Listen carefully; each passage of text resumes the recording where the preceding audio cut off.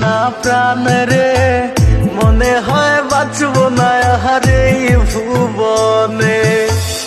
এত বেশি ভালোবেসে দোষী হইলাম বিনা দোষে, এত বেশি ভালোবেসে দোষী হইলাম বিনা দোষে।